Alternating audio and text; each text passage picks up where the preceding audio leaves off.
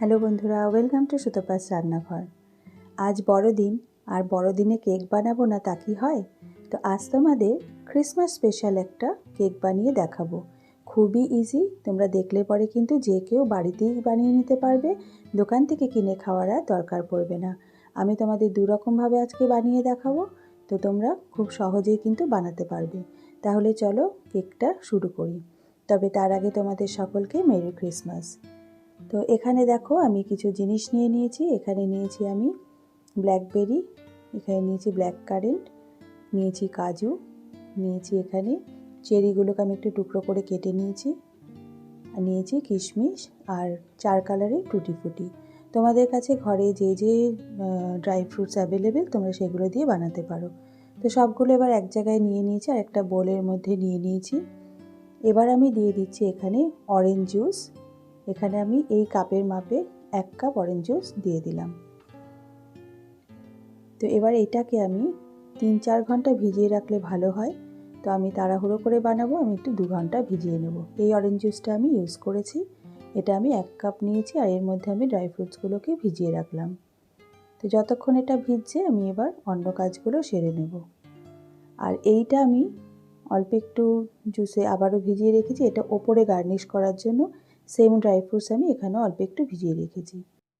এবার এখানে sugar caramel বানিয়ে নেব, যেটা কেকের সুন্দর কালারের জন্য আমাদের কাজে লাগবে। তো এখানে একটা তাওয়া গরম করে নিয়েছি আগে থেকে, তার মধ্যে আমি 1/2 কাপের থেকে একটু বেশি চিনি দিয়ে দিলাম। চিনিটা কিন্তু টাচ করার কোনো দরকার নেই, যখন মাঝখানটা এরকম ভিজে উঠে রং ছাড়তে শুরু করবে তখন এটাকে নাড়তে হবে, তার আগে কিন্তু নাড়বে না।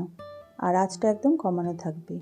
তো কেকের ওপরে যে একটা সুন্দর লালচে কালার আসে তার জন্যই এটা আমাদের ইউজ করার দরকার। আর তোমরা যদি এটা ইউজ না করতে চাও তাহলে কোকো পাউডার ইউজ করতে পারো মিশ্রণের সাথে। তবে আমি আজকে সুগার ক্যারামেল দিয়ে বানাবো। তো যখন দেখবে নীল নীল ধোঁয়া উঠতে শুরু করছে তখন কিন্তু আঁচটা বন্ধ করে দিয়ে অল্প একটু জল মিশিয়ে দিতে হবে, খুব সাবধানে, যাতে গায়ে ছিটে না আসে, খেয়াল রাখতে হবে। এবার খুব ভালো করে মিশিয়ে নিয়ে একটু ফুটিয়ে নিয়ে নামিয়ে নিতে হবে। এবার আমি কেকের ব্যাটারটা তৈরি করে নেব। তো এখানে একটা বোলের মধ্যে আমি ওই একই কাপের মাপের একটু কম কম নিয়েছি, আমি নিয়ে নিলাম 2 কাপ গুঁড়ো চিনি। এবার দিয়ে দিচ্ছি ওই 1 কাপের থেকে একটু কম 1 কাপ দুধ।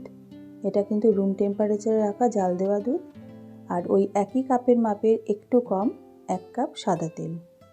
এবার এই 3টে উপকরণ খুব ভালো করে আগে আমি মিশিয়ে নেব।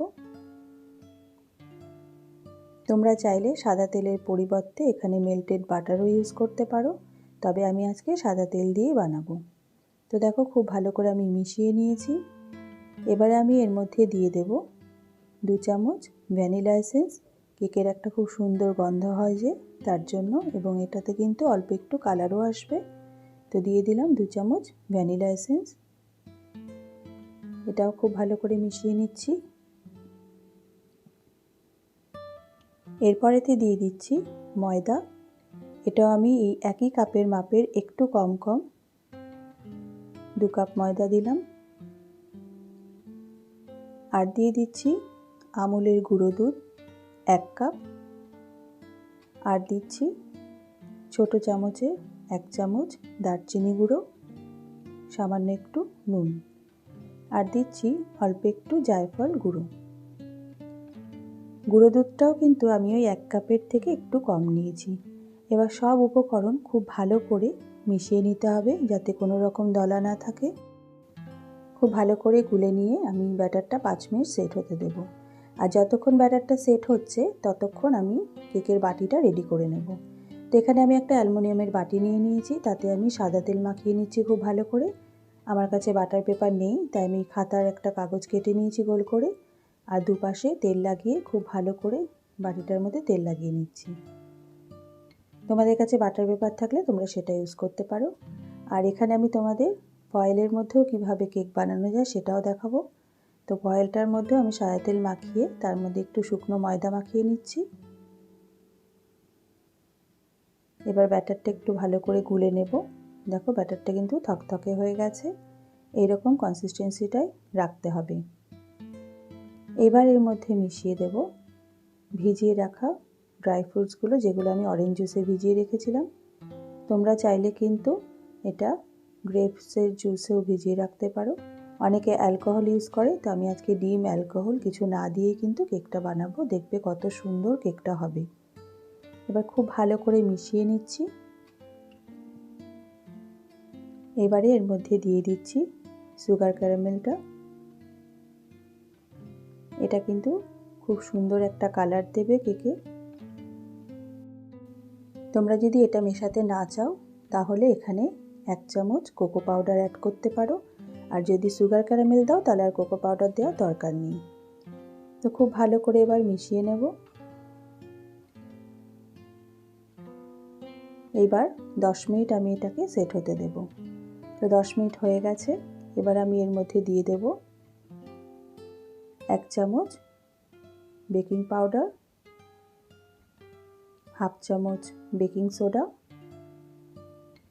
আর দিয়ে দেব 2 চামচ ভিনিগার। এবার খুব ভালো করে মিশিয়ে নেব। বেকিং পাউডার বেকিং সোডা দেওয়ার পর কিন্তু বন্ধুরা বেশিক্ষণ ফেলে রাখবে না, তাহলে এটার যে অ্যাকশনটা সেটা কিন্তু নষ্ট হয়ে যায়। তো খুব ভালো করে মিশিয়ে নিয়েই কিন্তু আমি কেকটা বসিয়ে দেব। তো খুব ভালো করে মিশিয়ে নিতে হবে।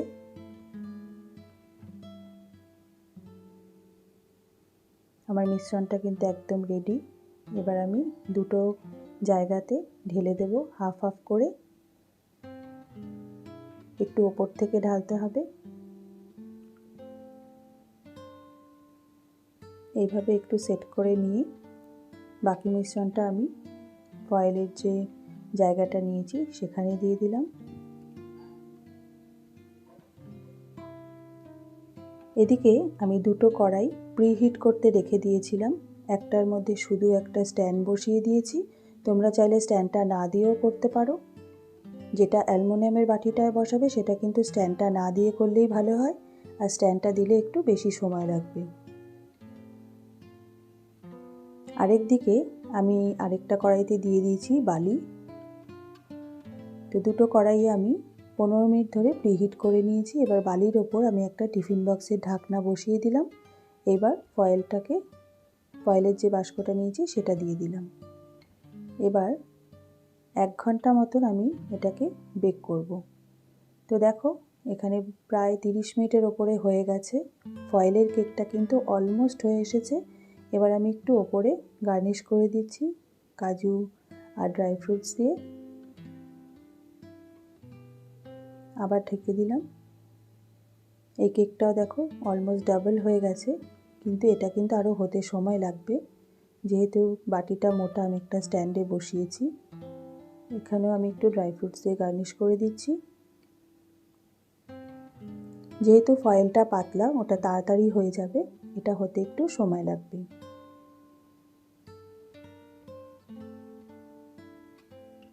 তো ওপর থেকে একটু গার্নিশ করে দিচ্ছি। এগুলো কিন্তু তাও ভেতরে চলে যাবে, তো যদি ভেতরে চলে যায় আমি আবারও একটু ওপর দিয়ে সাজিয়ে দেব পরে, সেটা দেখে নিয়ে। তো দেখো এই কেকটা কিন্তু আমার হয়ে গেছে। আমি এবার একটা কাঠি দিয়ে চেক করে নিচ্ছি। তো দেখো কাঠির মধ্যে কিছু লেগে নেই, তাহলে ফয়েলের কেকটা কিন্তু আমার 50 মিনিট সময়ের মধ্যে পুরো রেডি হয়ে গেছে। এবারে বাটির কেকটাও দেখো অলমোস্ট হয়ে এসেছে। এবার আমি ওপর দিয়ে একটু টুটি ফুটি দিয়ে সাজিয়ে দিচ্ছি, আর একটুখানি কাঠবাদামও দিয়ে দিয়েছি। দেখো কত সুন্দর বাটির চারধার থেকে কিন্তু ছেড়ে গেছে। এটাও আমি একটা কাঠি দিয়ে দেখে নিচ্ছি, এটাও হয়ে গেছে।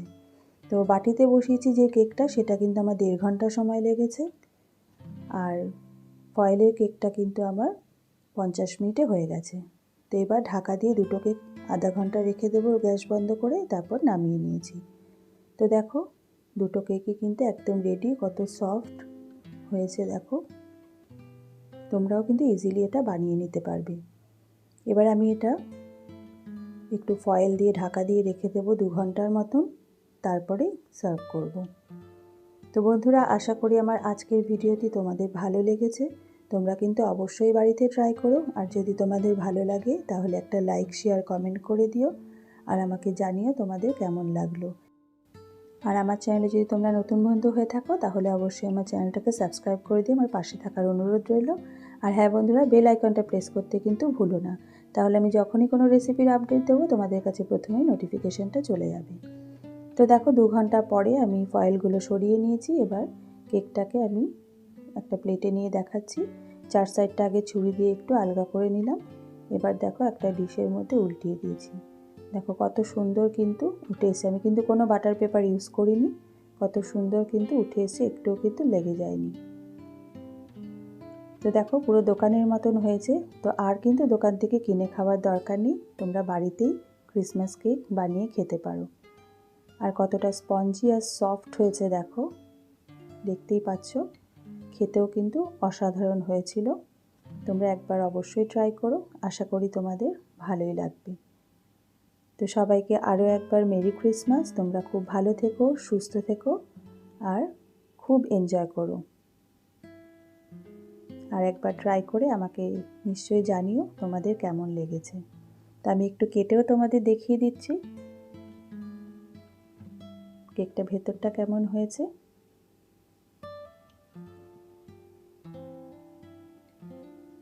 কাটাটা দেখেই নিশ্চয়ই বুঝতে পারছো কতটা সফট হয়েছে কেকটা ভেতর থেকে।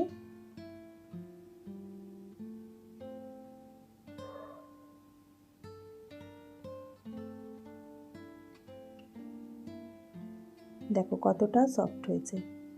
তাহলে তোমরা অবশ্যই কিন্তু বাড়িতে একবার ট্রাই করো। তাহলে আজ এই পর্যন্তই বন্ধুরা, দেখা হবে আগামী পর্বে নতুন একটি রেসিপির সাথে। তোমরা ভালো থেকো, সুস্থ থেকো, ধন্যবাদ।